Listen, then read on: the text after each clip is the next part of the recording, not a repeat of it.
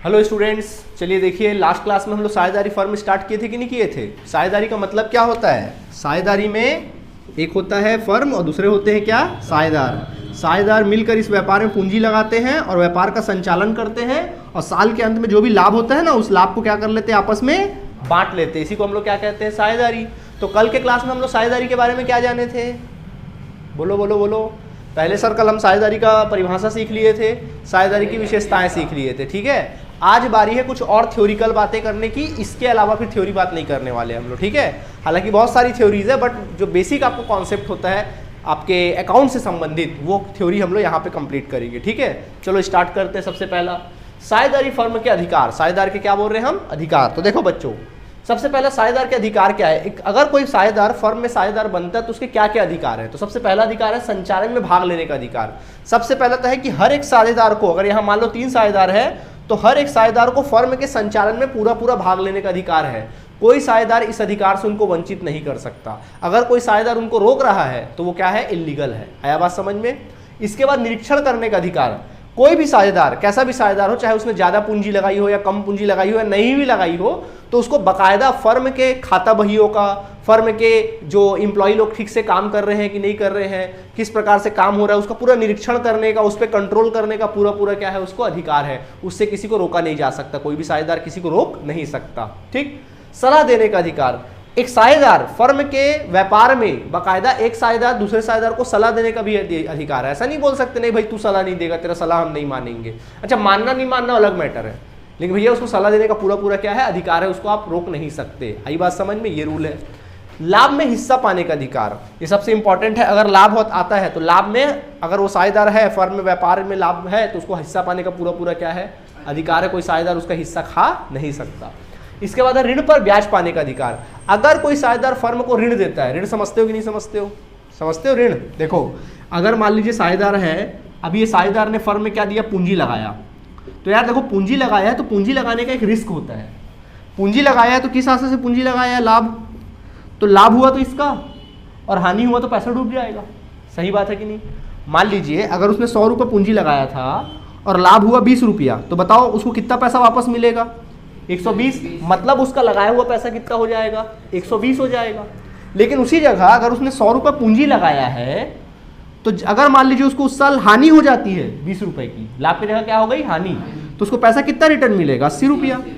या मान लीजिए उस साल उसको अगर 100 रुपए की भी हानि हो जाती है तो उसको कितना पैसा मिलेगा? 0 रुपया।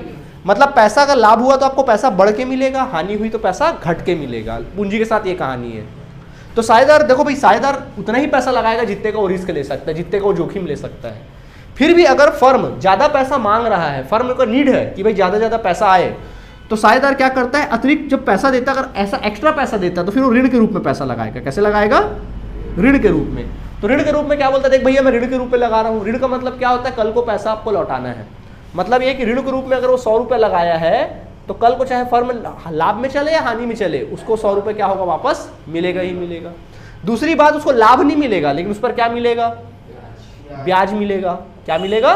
ब्याज। चाहे फर्म लाभ में चले या हानि में चले, ब्याज तो मिलेगा ही मिलेगा। इसको बोलते हैं ऋण पर ब्याज पाने का अधिकार। अगर साझेदार ने फर्म में ऋण दिया है तो उसको ब्याज पाने का पूरा पूरा अधिकार है। अवकाश ग्रहण करने का अधिकार। अगर कोई साझेदार चाहता है कि वो फर्म को छोड़कर जाना चाहता है तो बाकायदा उसको व्यापार को छोड़ने का पूरा पूरा क्या है? अधिकार है। क्लियर है? नए साझेदार के प्रवेश पर रोक। अब देखिए, जैसे मान लीजिए 3 साझेदार है, जैसे मान लीजिए 3 साझेदार है, मान लीजिए यहाँ पे 3 साझेदार है। एक का नाम है अंश, ठीक है, एक का नाम है क्या? रुद्र, ठीक है, और एक का नाम क्या है? मान लीजिए माजिद है, ठीक है। ये साझेदार है। अब एक नया साझेदार यहाँ प्रवेश करना चाहता है, प्रियांशु नाम का, ठीक है। प्रियांशु नाम का नया साझेदार एंट्री करना चाहता है। तो अंश बोला हाँ ठीक है आने दो, रुद्र ने बोला ठीक है आने दो, बट माजिद बोलता नहीं भाई प्रियांशु नहीं आएगा, मना कर रहा है वो, मत आने दो, ठीक है। तो अगर कोई साझेदार बायकॉट कर देता है, मतलब बोलता है कि नहीं भैया वो नहीं आएगा, क्या करेगा? वो नहीं आएगा, तो फिर वो नहीं आएगा। जब सभी साझेदार सहमत होंगे तो ही नया साझेदार आएगा। ये अधिकार है। मतलब अगर वो कोई चाहता है कि कोई नया साझेदार प्रवेश ना करे तो उसको भी रोकने का पूरा पूरा क्या है? अधिकार है। इसके बाद है आपातकालीन निर्णय लेने का अधिकार। सडनली क्या होता है, कई बार ऐसा आपातकालीन स्थिति बन जाती है, इमरजेंसी स्थिति बन जाती है, माल खरीदना है या माल बेचना है, व्यापार में कुछ बड़ा डिसीजन लेना है। अब साझेदार वहाँ है नहीं, जनरली डिसीजन जो है साझेदार के सलाह मशवरा से लिए जाते हैं, बट सलाह मशवरा लेने का समय नहीं है, तो फिर सीधा क्या किया जाता है, अगर मान लीजिए अकेला साझेदार कोई है नहीं वहाँ पे, तो आपातकालीन निर्णय लेने का उसको पूरा अधिकार है, उसको कोई कुछ बोल नहीं सकता है। हालांकि और भी बहुत सारे अधिकार होते हैं, बट ये मैंने मेन अधिकार आपको बता दिया है। एग्जाम में 4 नंबर या 5 नंबर में थ्योरी में लिखने को आएगा, तो यही पॉइंट आप लिखेंगे और इसके अंदर में 4 लाइन क्या करोगे, एक्सप्लेन करोगे, जैसे कि मैंने बोल के एक्सप्लेन किया ना आप लोगों को, वैसे ही। क्लियर है आप सभी को, कहानी खत्म। अब बेटा सबसे इंपॉर्टेंट चीज हम लोग पढ़ने जा रहे हैं, दैट इज योर साझेदारी संलेख। क्या पढ़ने जा रहे हैं, साझेदारी संलेख। आपको बताया गया था कि जब कभी कोई व्यापार में साझेदार बनते हैं तो इन साझेदारों के बीच में क्या होता है, समझौता। अब मैंने बोला था समझौता मौखिक भी हो सकता है या लिखित भी हो सकता है, तो आपने हमको क्या सलाह दिया था, सर लिखित होना ज़्यादा बेटर है। बस जब साझेदारों के मध्य लिखित समझौता होता है, एक पत्र में, एक पत्र होता है, कागज़ का टुकड़ा होता है और बाकायदा उसमें सारे समझौते होते हैं, लिखित समझौते होते हैं, और अंत में समझौते के अंत में क्या होता है, दोनों साझेदारों का क्या होता है, हस्ताक्षर होता है, यानी सहमति होता है।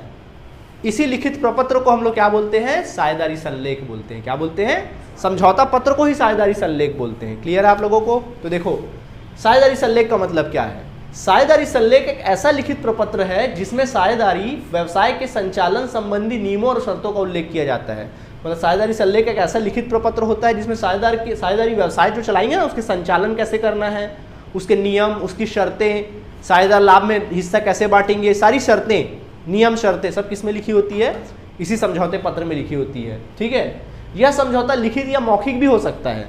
हालांकि अगर मौखिक भी है तो उसको भी संलेख तो नहीं बोल सकते, क्योंकि संलेख जब लिखित होगा तो ये लिखित ही होगा, बट ये बोल रहा है कि समझौता मौखिक या लिखित हो सकता है, बट संलेख जो होता है वो साझेदारी संलेख जो होगा वो क्या रहेगा, हमेशा लिखित ही रहता है। क्लियर है। साझेदारी संलेख का होना अनिवार्य नहीं है। अगर कोई साझेदार फर्म संलेख नहीं रखते हैं तो जरूरी नहीं उनको संलेख रखना अनिवार्य नहीं है, बट आपके हिसाब से ज़्यादा अच्छा क्या कहलाना चाहिए, संलेख होना चाहिए, और बाकायदा लिखित में होना चाहिए, बिल्कुल रजिस्टर्ड होना चाहिए। आई बात समझ में। अब आपके मन में प्रश्न उठेगा कि सर ठीक है, समझ में तो आ गया, लेकिन इस संलेख के अंदर में कौन कौन सी बातें लिखी होती है। तो साझेदारी संलेख में ये सब मुख्य बातें लिखी होती है। बातें तो बहुत सारी लिखी होती है, बट जो मुख्य बातें हैं उसके बारे में हम लोग बात क्या कर लेते हैं, डिस्कस करते हैं। ठीक, सबसे पहले साझेदारी संलेख में क्या लिखा रहेगा, पहले तो आपके जो व्यापारिक फर्म है ना, उसका फर्म का नाम और क्या लिखा रहेगा, पता, mobile number, phone number, Insta ID, सब कुछ लिखा रहेगा। समझ आया कि नहीं आया। साझेदार का नाम व पता, इसमें दूसरा क्या लिखा रहेगा, साझेदार का नाम क्या है, उनका पता क्या है, उनका मोबाइल नंबर क्या है, उनका इंस्टा आईडी क्या है, फेसबुक आईडी क्या है, सब दुनियादारी सब लिखा होगा आज के ज़माने के हिसाब से। ठीक, व्यापार की प्रकृति व आकार, मतलब व्यापार किस प्रकृति का है। प्रकृति का मतलब है कि व्यापार किस प्रकार का किया जा रहा है। अब देखो व्यापार भी अलग अलग प्रकार का होता है। एक माल को बनाकर बेचने का व्यापार, मतलब आप माल बना रहे हो, बेच रहे हो, यानी कि बाकायदा आपकी फैक्ट्री मैन्युफैक्चरिंग वाला काम करते हो, वैसा व्यापार, वो प्रकृति होती है। या कई बार आप माल को क्या करते हो, खरीद कर बेच देते हो, ये भी एक व्यापारिक होती है। या कई बार आप सर्विस प्रोवाइड करते हो, मान लीजिए आप एजुकेशन सर्विस प्रोवाइड कर रहे हो, एक प्रकार से कोचिंग सेंटर चला रहे हो, वो भी एक प्रकार का आजकल व्यापार ही कहलाने लगा भैया, हालांकि वो पेशा है। मतलब किसी को सर्विस प्रोवाइड कर रहे हो, या आप होटल का बिजनेस कर रहे हो, या रेस्टोरेंट का बिजनेस कर रहे हो, क्या है ये, पेशा नहीं है, ये सब व्यापार है।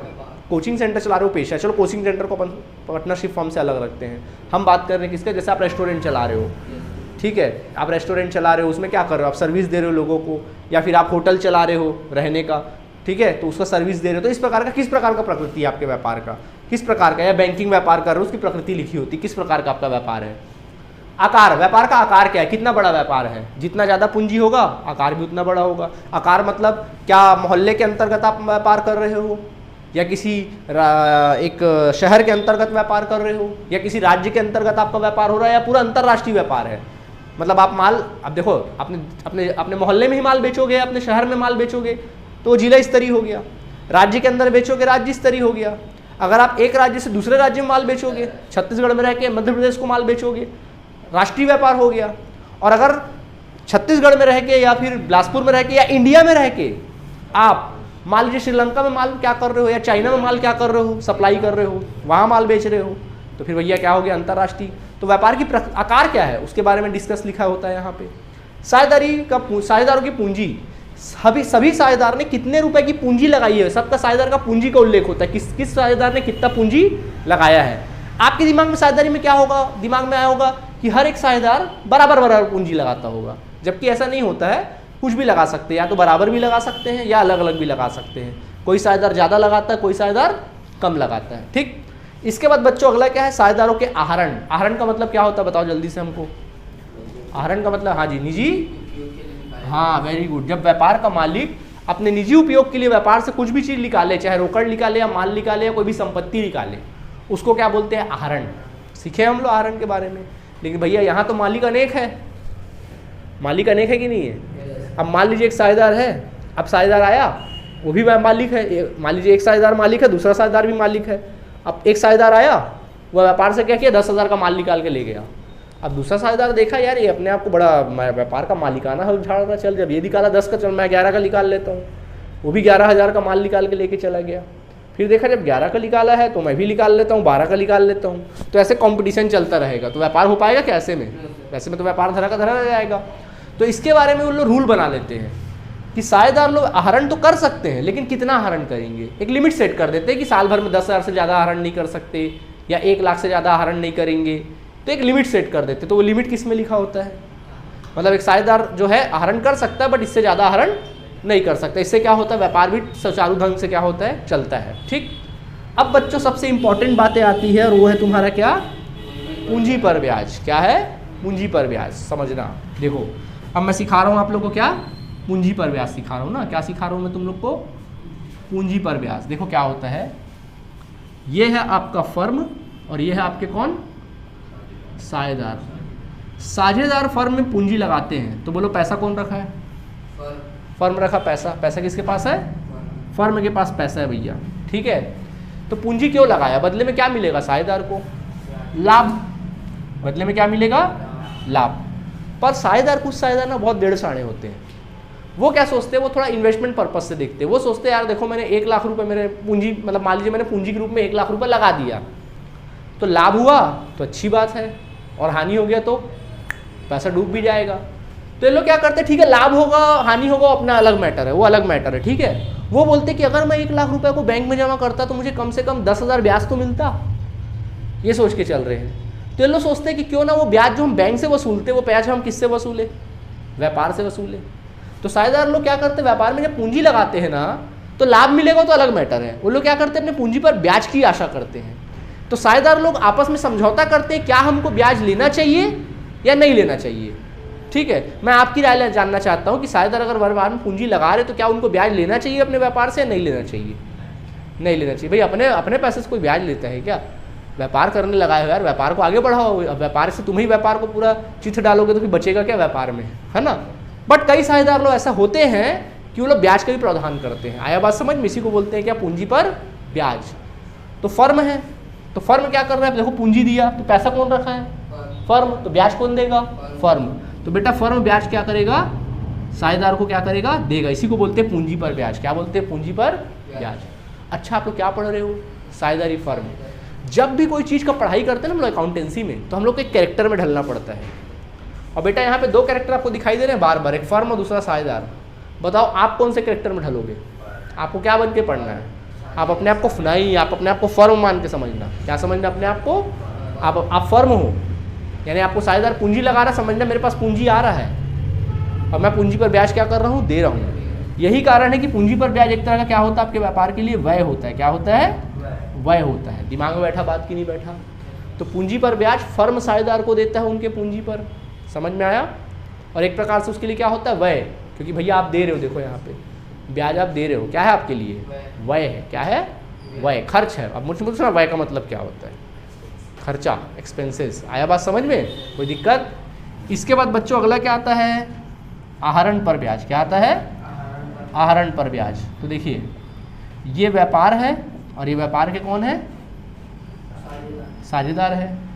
इस बार क्या होता है, देखो आहरण का मतलब क्या होता है, साझेदार अपने निजी पर्पस से, निजी उपयोग हेतु कुछ भी फर्म से निकालते उसको अपन क्या बोलते हैं, आहरण।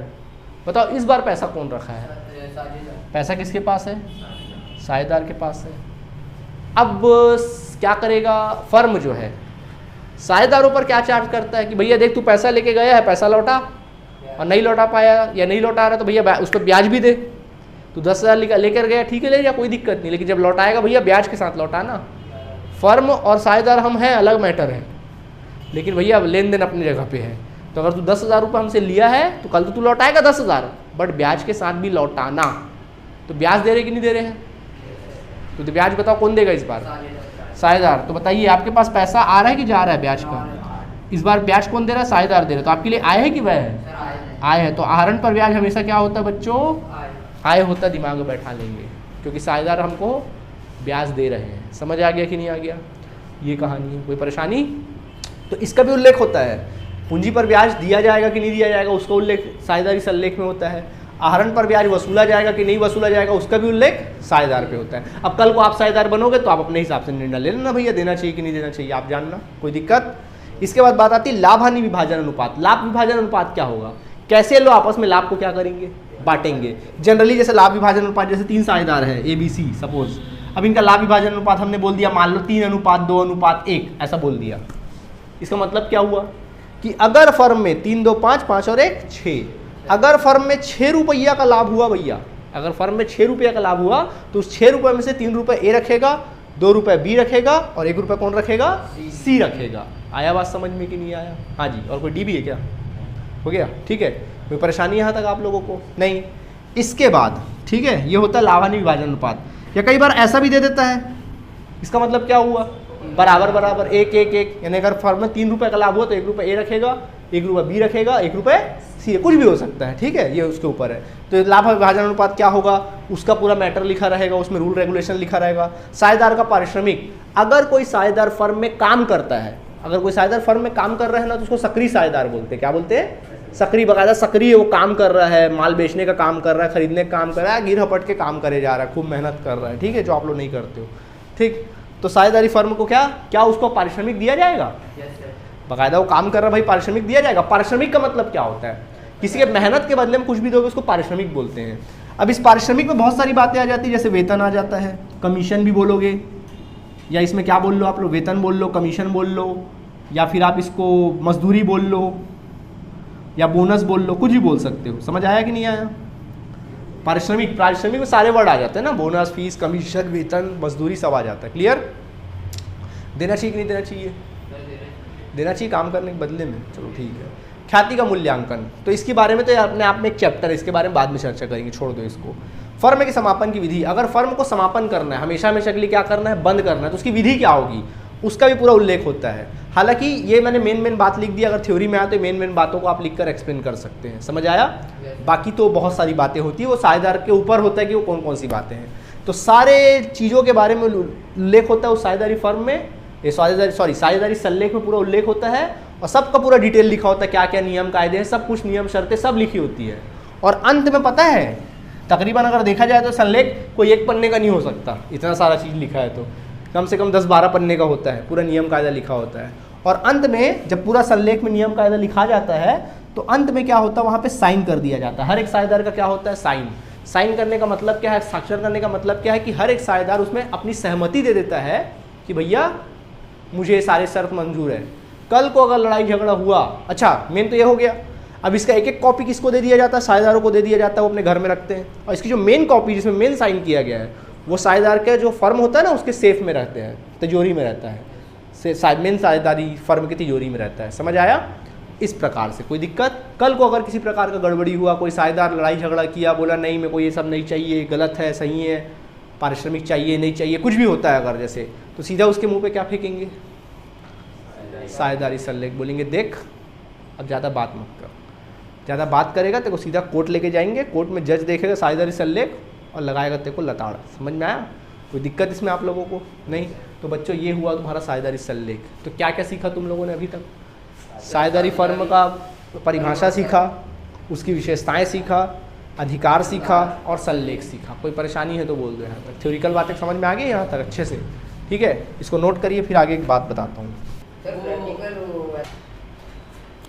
ओके स्टूडेंट्स, चलिए यहाँ तक समझ में आ गया तुम लोगों को? ठीक है, अब हम बात करने वाले हैं साझेदारी सल्लेख के अभाव में लागू होने वाले नियम। ठीक है, अब एग्जाम्पल के तौर पर बता रहा हूँ, जैसे मान लीजिए साझेदारी फर्म था और ये दो साझेदार थे, साझेदार ए था और साझेदार कौन था, बी था। इन लोगों ने व्यापार में चालू किया, साझेदारी फर्म चालू किया। इनकी गलती ये थी कि इन्होंने साझेदारी संलेख नहीं बनाया, आपस में मौखिक समझौता कर लिया, ठीक है, कुछ भी समझौता किया होगा इन्होंने आपस में। अब साल का एंड आया और जब लाभ बांटने की बारी आई तो आपस में दोनों में लड़ाई झगड़ा हो गया और एक दूसरे का मुंह कान फोड़ना क्या हो गया, चालू हो गया। ए बोलता है मैं काम किया हूँ तो मुझे पारिश्रमिक दे, बी बोलता है नहीं दूंगा। बी बोलता है मैं पूंजी ज़्यादा लगाया हूँ तो मुझे पूंजी पर ब्याज मिलना चाहिए, जबकि ए बोलता है नहीं होना चाहिए। तो ऐसे करके आपस में क्या हो गया, लड़ाई हो गया। दोनों के दोनों, जब लड़ाई होगा तो कॉमन सी बात है पुलिस केस होगा, पुलिस केस होगा तो पुलिस केस के बाद फिर कहाँ जाएंगे, कोर्ट जाएंगे। अब कोर्ट गए तो कोर्ट के बाद जज के सामने खड़े हुए। अब जज के सामने बोले कि आपस में लड़ाई झगड़ा कर रहे भाई, तो जज बोलेगा अपना जो चिल्लम चिल्ली है क्या करो, बंद करो। पहले एक बात बताओ, क्या तुम लोग के बीच में साझेदारी संलेख हुआ था, संलेख उल्लेख है, कुछ लिखित में समझौता? बोले नहीं भाई लिखित समझौता नहीं है, मौखिक समझौता था, जबान की कीमत होती है, दिख रहा है तुम्हारी कीमत जबान की क्या है। जज बोले ठीक, तो अब कैसे करें? तो जज फिर क्या करेंगे भाई, फैसला अगर सुनाना है तो भाई इनका संलेख उल्लेख तो है नहीं, जबान की कीमत क्या होती है वो तो पता नहीं है, आपस में लड़ाई झगड़ा हो रहा है, तो जज फैसला कब सुनाएगा? अब यहाँ पे क्या हो गया, साझेदारी संलेख क्या है, अभाव है, यहाँ साझेदारी संलेख है ही नहीं। तब जज फिर किसको उठाएगा? रूल बना था ना भारतीय साझेदारी अधिनियम 1932, तो जज फिर किसके अकॉर्डिंग काम करेगा? भारतीय साझेदारी